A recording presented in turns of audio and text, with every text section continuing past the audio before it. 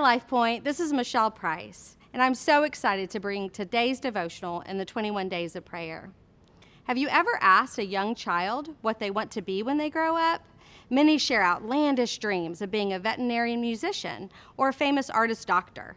Nothing seems too big or out of reach. No matter how crazy it seems, they believe all things are possible.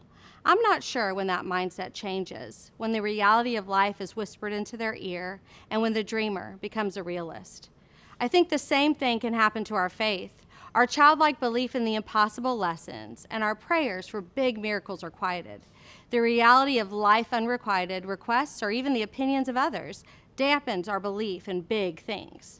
But then a diagnosis, a circumstance, or struggle is so insurmountable that we are desperate for God to answer in the only way that He can. I remember when my son was 3 years old. He got extremely and suddenly ill.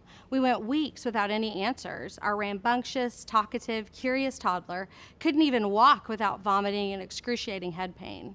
We prayed and asked God to give us answers, to heal him of whatever was going on. And we did get an answer, but one we did not want. He was diagnosed with an infectious disease. We were told every negative scenario by the doctors and specialists.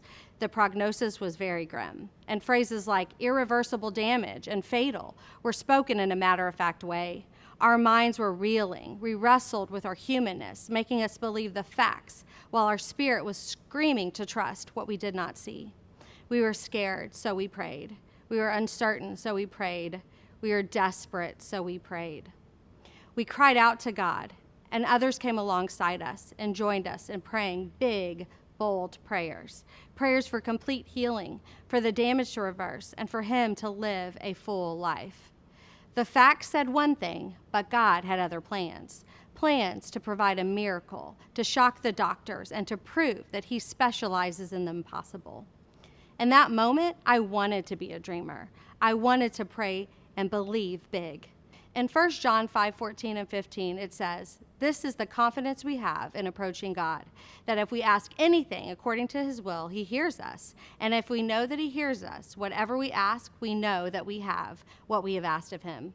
This means we can ask boldly and expectantly and trust that He hears us. I love how it's expressed in the message, the reality, not the illusion. My purpose in writing is simply this, that you who believe in God's Son will know beyond the shadow of a doubt that you have eternal life, the reality and not the illusion, and how bold and free we then become in His presence, freely asking according to His will, sure that He's listening, and if we're confident that He's listening, we know that we've asked for is as good as ours. So with my son, God did answer our prayers in a big way, and He provided a miracle. He healed our son. He made him whole and revealed Himself to everyone watching.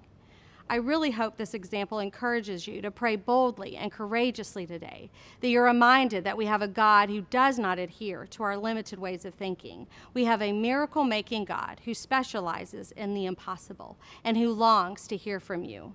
Is there something you need to believe God to provide?